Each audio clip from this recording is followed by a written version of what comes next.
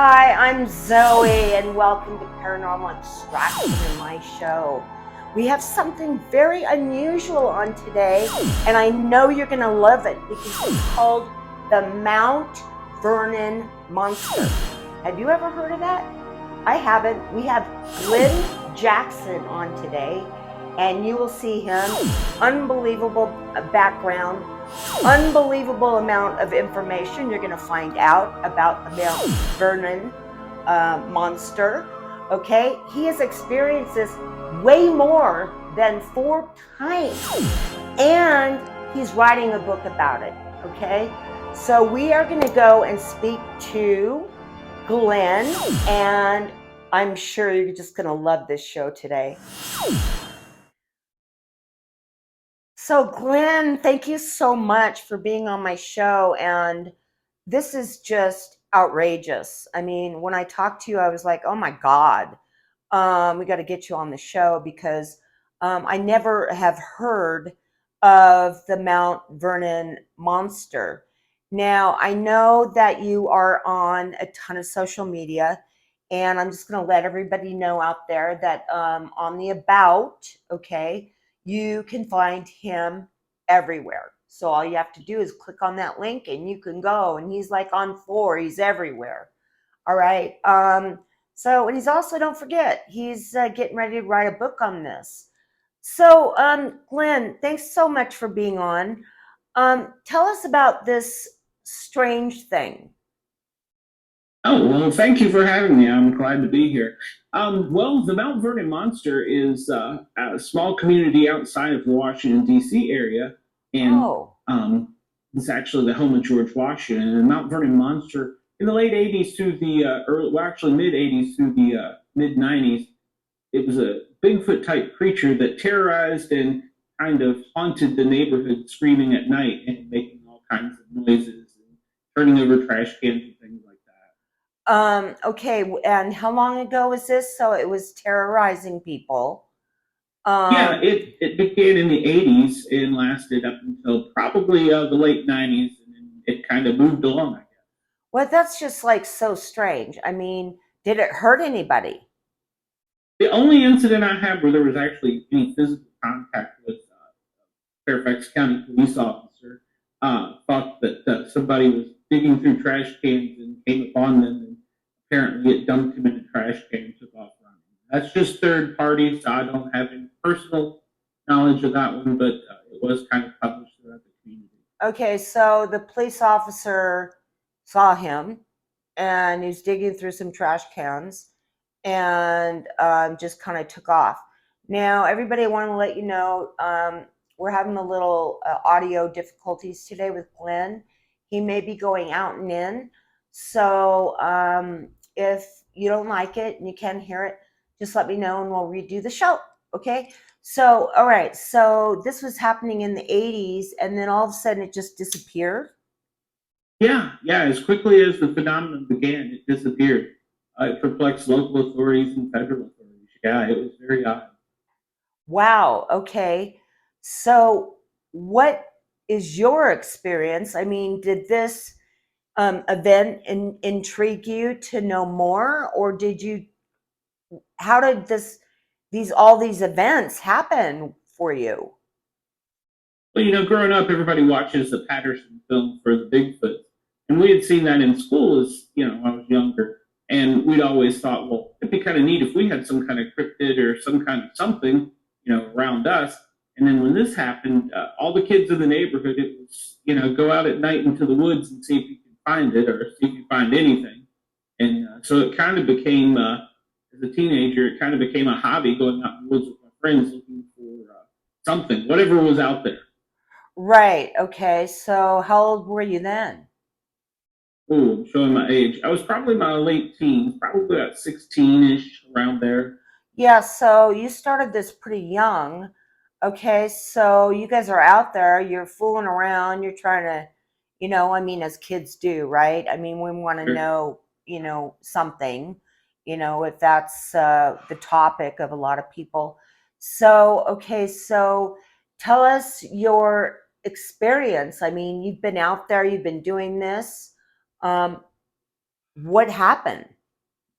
Well, as kids are kids, we didn't listen to our parents, and you want to go out into the woods and see what's out there. And of course, every parent tells their child there's a boogeyman's going to get you out in the woods. So, uh, being mischievous children, we decided that we were going to go out. We went out many nights and really didn't have any great adventures to tell of, except for one night we happened upon something that we thought at first we thought it was just somebody like homeless person or somebody out doing stuff they weren't supposed to. We were kind of spying on them. Well, it took kind of a weird twist when they stood up and was much taller than we were, and they were covered in hair, and they had this.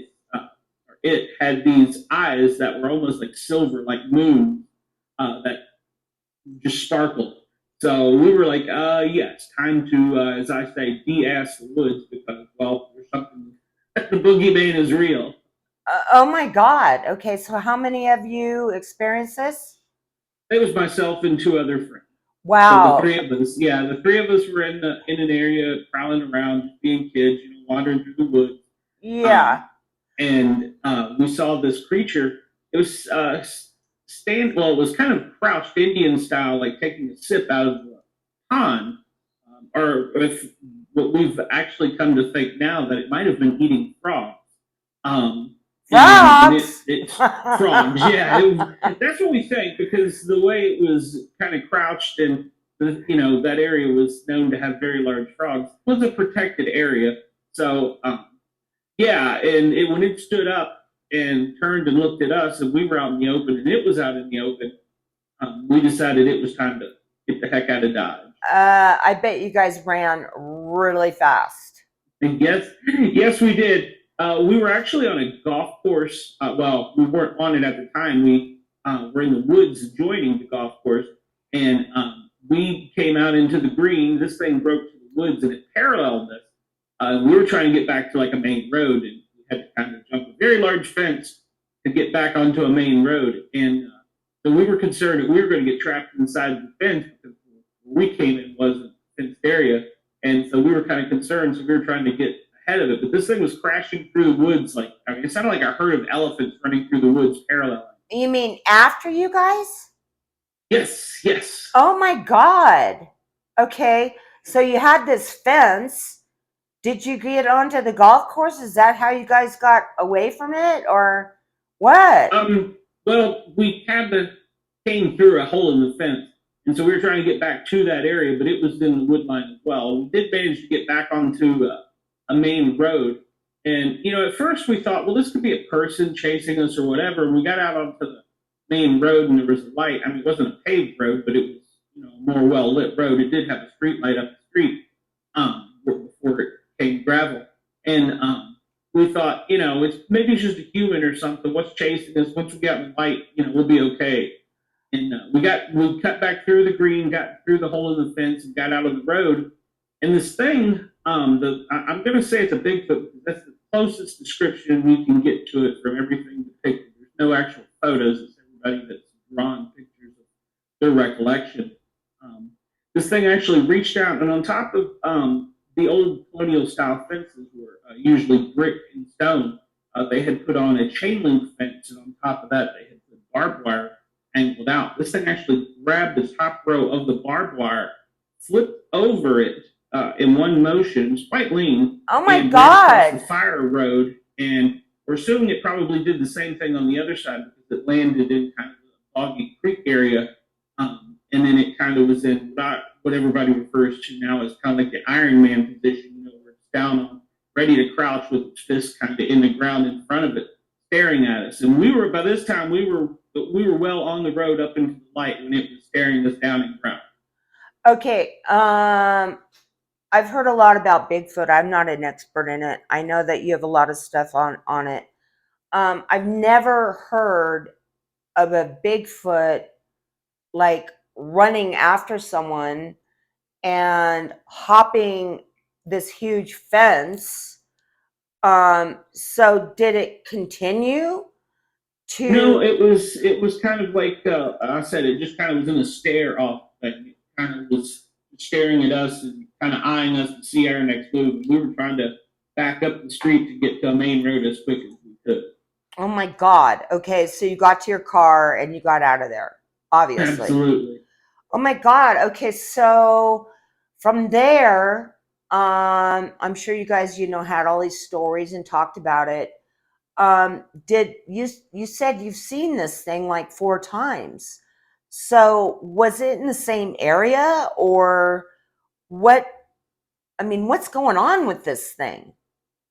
Well, you have to understand that around George Washington's home is 225 acres of protected forest, and then on top of that, you have a military base, which was pre 9/11. So, you could pretty much get in and out of the woods around the military base, which was quite large as well, and then the National Park Service owned land. So there's quite an area for it to roam back and forth. But most of the encounters did occur down around the Mount Vernon's George Washington's home. Okay. All right. So you're around that area. So when did you see it like the second, third, and fourth time? I mean, and why do you think this thing wants to find you? And I have one more question. I know it's a lot.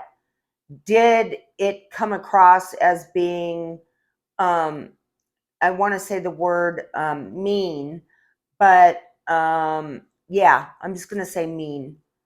Sounds mean. Sounds doesn't sound like a Bigfoot that just disappears, or throws rocks. So can you answer those questions, or is that too many? No, no, I think I got you. Okay. The the community actually was kind of torn on this. Some people thought it was great. Others were absolutely terrified. I interviewed and we sat on the back porch of a lady that would make it apple pies. No joke. I mean, now Whoa. granted, this is back in the '80s, and it's a totally different world back then. So, yeah, she would make it apple pies and leave it in a fenced area behind a shed, and so we would actually sit on the porch, and that's where you can see. You wouldn't actually see it like coming at you or anything, but you would see when it took the pie if you were there. And this was before the time of what they call them, game cameras. So yeah, we had seen it there, and the reports also around the golf course.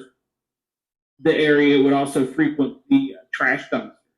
So we also Interesting. kind of go roaming there as kids to see what was going on back there. Okay.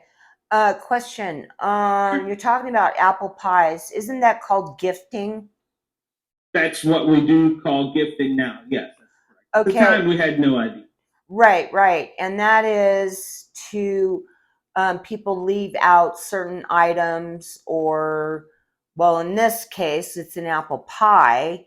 So you're gifting it and trying to get it to come back, or just being nice so it wouldn't hurt you.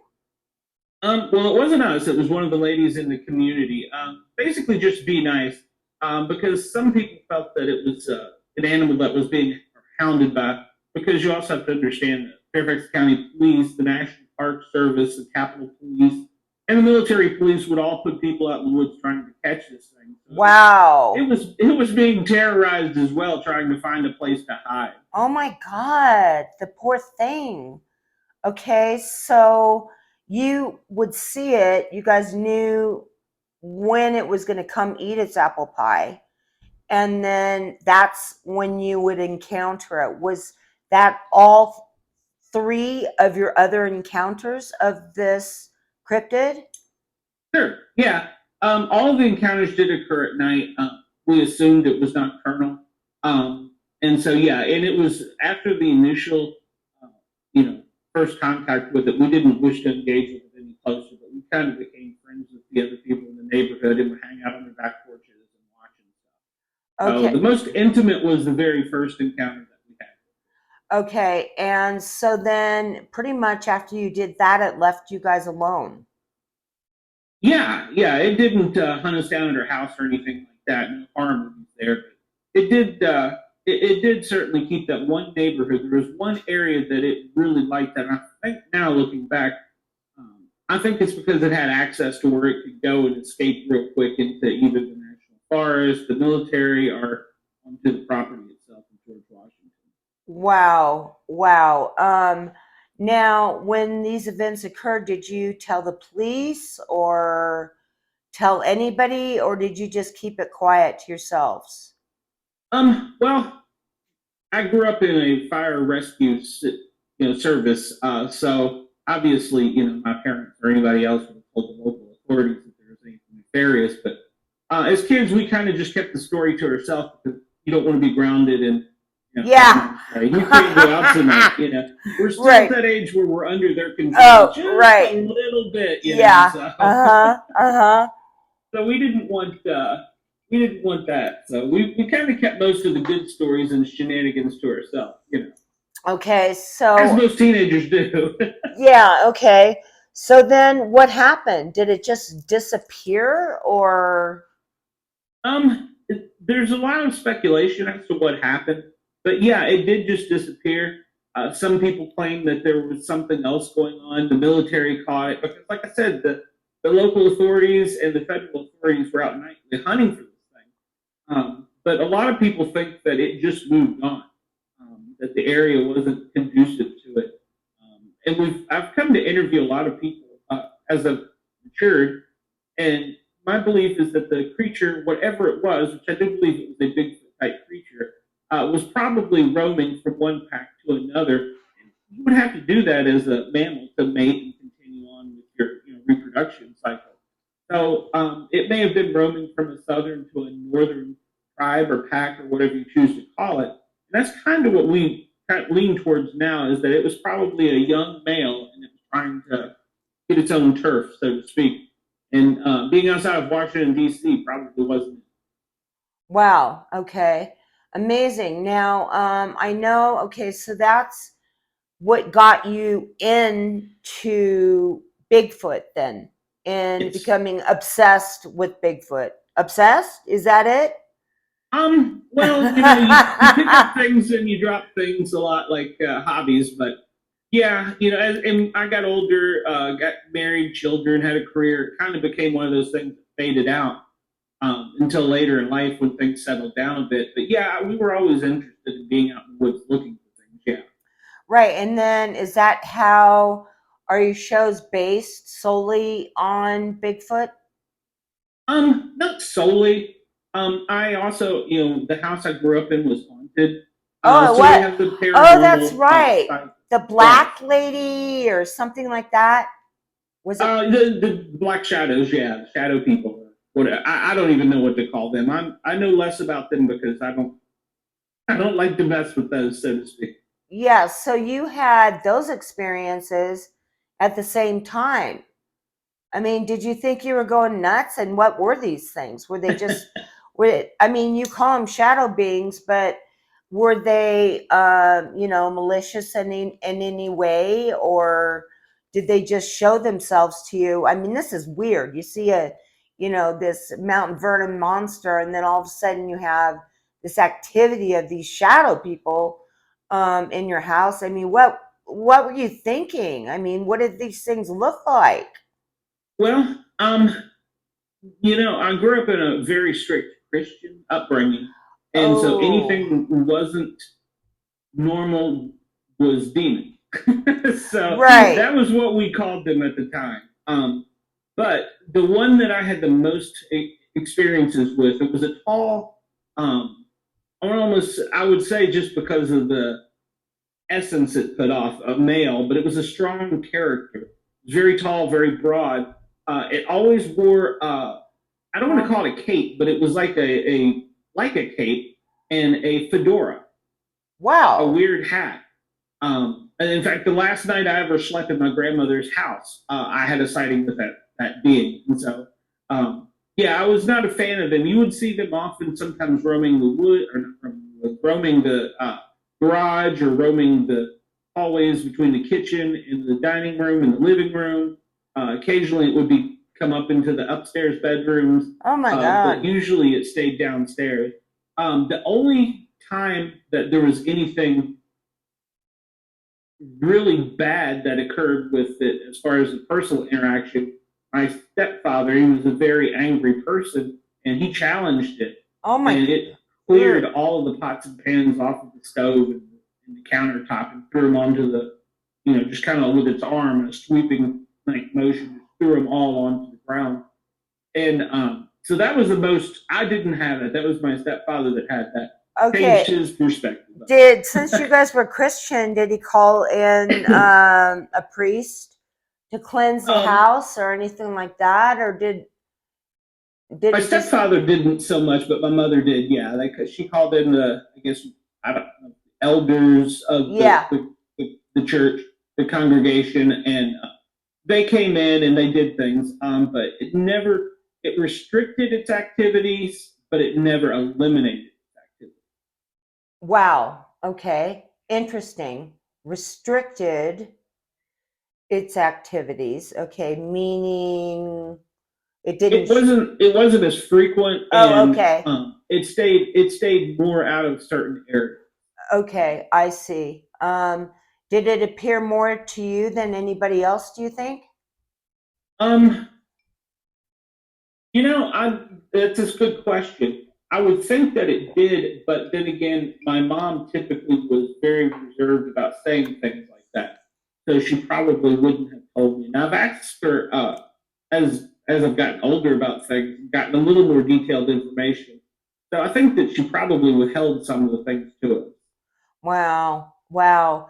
So you've had these unusual experiences. Is there anything else that's been going on with you? Because we're talking about, supernatural things. Okay, so we were talking about some supernatural things. I mean, so Glenn, has anything else, happened to you? Because it seems like you attract this. Well, I do believe once you open yourself up to it, you do have more phenomenon, more experience. And I did team up with, I'm affiliated with two teams in the South here. And we do go out into the woods and do expeditions. And we do look for hot spots or known Wow. regions or places where people contact us. Um, if you've actually interviewed Trey Hudson, I'm an entire chapter in his book with what is known as the woman in black, which uh, we believe to be a person that the government had. I don't know. I'm not familiar with it, but they basically like hypnotize them, make them do things. So I had an experience with her that was quite chilling. Okay, are we talking about the same thing, the woman in black? Yeah, the woman in black. Yeah. So what was quite chilling about that? Well, first off, this is much later in my life. This is in fact just a couple of years ago. We were out on an expedition area in Alabama, looking for either ET, Bigfoot. We knew it was a hot area. We were in a remote location of the national forest that was really only you could access it by car, but then you had to hike into it. And no one knew we were there. It was winter time, so it was kind of, I don't want to say it was a top secret thing, but it wasn't something we posted or advertised. Um, and I usually, as the paramedic and the team safety officer, so I stay at base camp. I'm usually the one that operates the radios. I'm also a ham radio operator, so we look for, while they're out looking for things, I'm monitoring and maintaining the perimeter around base camp. Well, like I said, we hadn't advertised this, and this car we saw approach and kind of drive by, and there was a lady in it screaming, "That's it! This is where they are!" And I'm the only one. Well, there was one of the teammates' spouses was there, but I'm the only one from the actual team there at base camp. I've got communication set up. I'm helping them while they're having activity out in the field, and this lady pops out of this car and comes walking up towards us or towards me. She spotted me, and you got to realize this is midnight, 1 a.m. We're in a dark, remote area of a national forest that you have to four wheel into once you get off the fire road. And she starts coming up to me saying she knows me, and she is dressed totally in business attire. She's got on black flats, black slacks, a white shirt with a black vest and a black overcoat. Um, it's 3 a.m. on a Saturday. What? Well, it's between 1 and 3 a.m. on a Saturday in the middle of the night in Alabama. And this That's woman approached me crazy. saying she knows me and that she knows what I'm doing. And so I'm like, okay, well, one of the teammates may have posted something on Facebook or whatever, because, it's not like we're doing black ops out here. But she Right. keeps coming out and goes, I know you, I know what you're doing. You're out here looking for Bigfoot. Or I think she was calling them something bear, Huggy Bear, or so she had a local, like most areas, they have a name for the local Bigfoot. Sure. And so she was saying, you're looking for them. I can show you right where they are. And I'm like, who is this lady? And at the same time, my teams, I have 3 teams out in the middle of the field and the ridges, looking for paranormal activity. But Mm-hmm. at the same time she appears, it goes off the chart out in the field. They have a portal open. Somebody had orbs spotted. Another one saw something on thermal cam that they couldn't identify, that wasn't there, wasn't supposed to be there. So I have 3 teams I'm trying to keep up with, and this. So What? Okay. it's a So, lot to take in, yes. yeah. Okay. So, what did she stand there with you, or what happened next? I mean, this is Well, weird. she came up to me and she's like, I know you, I know what's going on. And I'm like, oh, we're just out here camping. I was trying to blow it off because I didn't really, like I said, know who she was. And she goes, no, I know you. And I'm like, oh. And she had the exact same, or she claimed to have the exact same last name that I did. What? Memory fails me because I don't remember her first name, but her name was Jackson. And she said she knew me, and I'm like, okay, I have no Jackson family that I'm relatives with in Alabama that I'm aware of, at least living, Sure. you know. so, Sure. so yeah, and she knew my name, and obviously my last name, and she's like, you know me. And I'm like, no, I have no clue who you are. And she goes, well, I know what you're out here doing, and by this time it's a little hard to play off. My team on the radio, talking, things are going on. She's like, what are they doing? Where are they? Tell me what they're doing. And I'm like, no, no, no. You need to just like basically leave. I was trying to like shoo her Ew. away in a polite but firm way, but yeah, it was a very odd encounter. I couldn't get her to leave. She was drinking beer, and when I say she was Oh drinking them, it was this is another odd. There were several odd parts to this. In addition to just showing up, she would open a beer, a 12-ounce can of beer, and she would drink it with one sip. my. And now, I mean, there are people that can do that. Myself, I couldn't when I was drinking, but there are people that can do that. Oh my God. So and then she would just crush and throw the can away. For a lady, it's kind of uncommon. Well, after Yeah, they doing have this, beer contests that do that. Okay. So absolutely, now she's drinking this beer and you're noticing this weird stuff. yeah, Okay. and she's a middle-aged blonde, medium build. I guess you would call her an attractive female. There was nothing out of the ordinary about her aside from her attire. Her footwear was not for the woods. Open-toed flats in a cold environment. At night in the woods, and so yeah, after doing this several times, um, she had decided she had to go to the bathroom. She just walked to the edge of base camp, What? pulled her pants down in front of everyone. It Oh wasn't a real pretty sight, and just popped the squat right there. And she did this like 3 times. So now that is considered abnormal behavior to most of us in psychology. And through my classes, they would think that would be abnormal. Perhaps not for a person that was a constant drinker, but she did fit the bill at night. Certainly, you wouldn't want to do that in front of people you didn't know, but there was no modesty, no shame. It was almost as if nothing happened. Walk over, pull the slacks down, and then pop a squat, and then be like right back to what's going on. oh. It's So very odd. okay. So she was doing all this. What? I mean, did she finally leave, or did you? Well, What? she wanted to see because she wasn't getting answers from me. She wanted to basically, take me to your leader. She wanted to see who was in charge. And like I said, there was a lot of strange things. There was the portal. There was orb sighting. There was a herded deer that witnessed disappeared on thermal. There was a lot going out in the field. So I was trying to tell them, hey guys, I got my activity here, and keep notes and keep. I just turned an audio recorder on because it had gotten so crazy at base camp. Them on the radio with her. So she stayed until the team leader come back. And this is where it gets even more bizarre. The team leader actually is Trey Hudson. um, he is from Alabama. She said to him, "I know you, and I know who you are." And of course, he was kind of rattled, I guess, already from the events that had occurred out in the field. Yeah.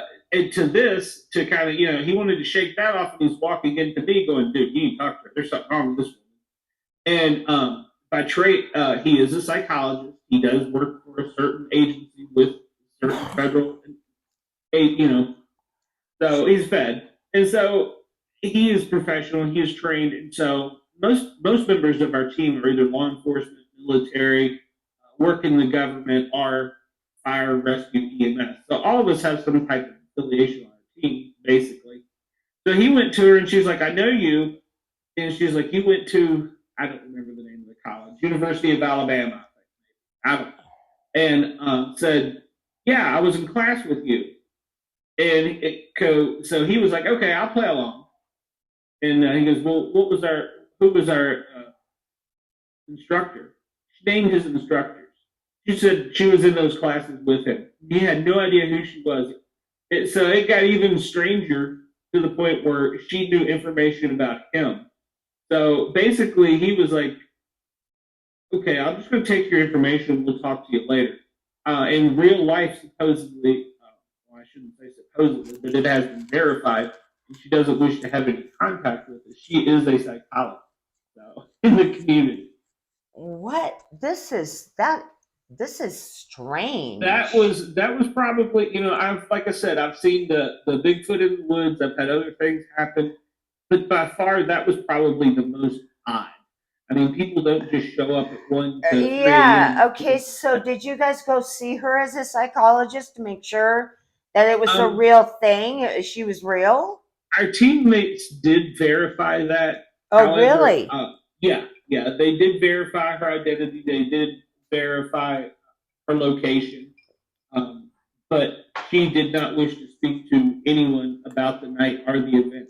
Oh my So, God. yeah, she actually refused. She What? refused, and it was even stranger because she didn't give the complete contact information that night to Trey. Um, a person from his class that was working overseas in a similar type job in the service contacted him via her and said she doesn't want to communicate with you about that night. Leave it alone. Oh my God. So it was a third party kind of ex parte communication. So it was the whole event surrounding that night was blown away. Right. So this all had to do with you guys going out there and doing your thing to try to find Bigfoot. And then she appears, and then all this other weird stuff starts happening. And she just gets in her car and takes off. And you guys are just probably standing there going, What the heck just yeah. happened? So did you guys like get out of there ASAP? No, I mean, no, we continued on with our mission. She was trying to lure us down a road, telling us she knew exactly where. I can't remember. I think it was Huggy Bear, whatever it was that we were looking for, was down this road, and she wanted us to follow her to go down this abandoned fire road that we knew was a dead end, and she would show us where they were. And none of the guys, I mean, I've got special forces guys are like, "No, that's a kill box. We're not doing that." Oh You my. know, so yeah, she was trying to entice us to follow her and go away from the area where we were to go to another area. And she was very persistent. She tried it with me. She tried it with the team leader. She tried it with the field operations person. And everybody was like, "No, you need to just leave. You're not a part of this. And just go away." So This yeah, it was is very perplexing. Her language was curt with us, but it was almost as if it was programmed. It was very odd. sounds wow. I mean, We put it as a man in black or a woman in black was how we listed the experience because it okay. fit. It fit. I mean, if you look at the history of the men in black, they'll show up at odd times, odd places. They're dressed certain ways. They know information before they get there, and then they have a mission or a program they're assigned to do. So, yeah, that's the way we listed that experience. Wow. I mean, that's just crazy. Wow. I mean, Yeah. what a story. I mean, you hear a lot of other stories on people that talk about Bigfoot, but I have never heard of such a bizarre story on your Mount Vernon Monster to this, this these shadow people to, just going out on an excursion and then seeing this freak or whatever you want to call it, or apparition or men in black or whatever else, telling you where they're at, and then all of a sudden all this activity starts. And I mean, so you guys just took off and that was it. Well, I mean, no, there were other events that went on that night that I wasn't a part of, but the team that night actually had a portal open. As far as we know, documented, that was the first portal opening that had ever been filmed. So we had that. There was orbs spotted that night near there, and then there was a herd of deer that disappeared. The whole area had a high anomaly activity that night. Wow. Yeah, Okay. So you talked about the Washington Post. Was sure. this was in the Washington Post?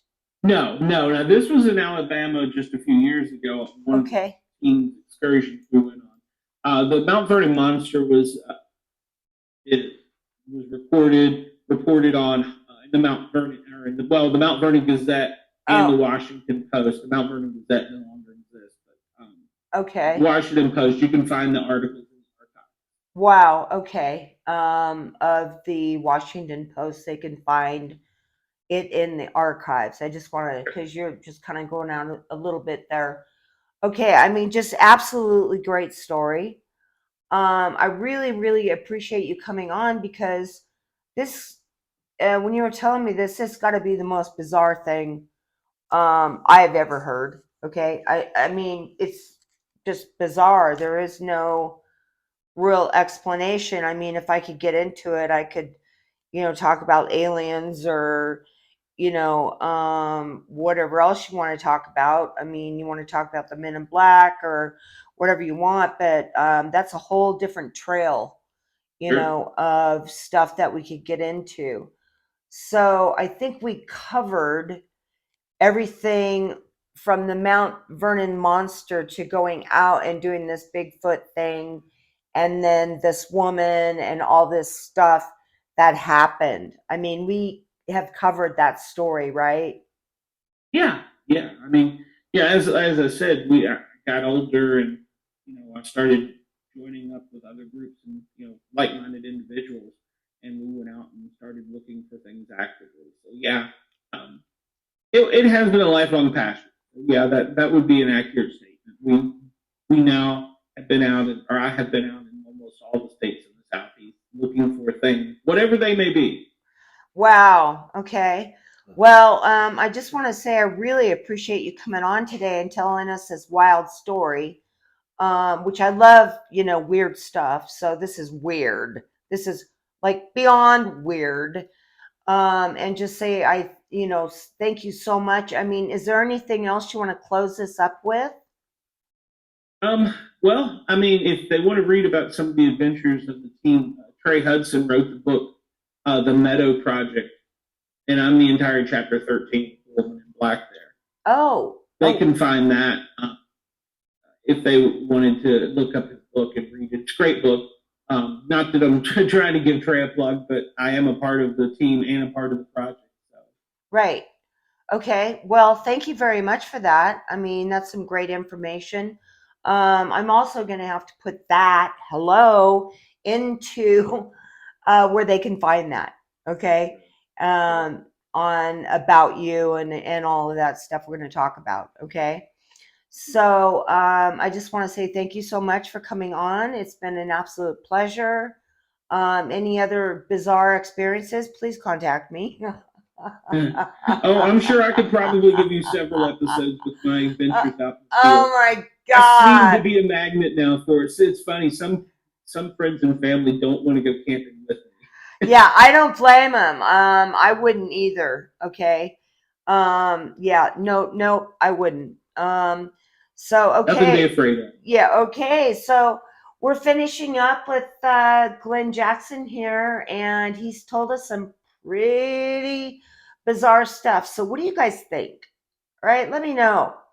And you know how to get a hold of Glenn too. So, I'm just gonna say over and out on yet another bizarre story. Thank you.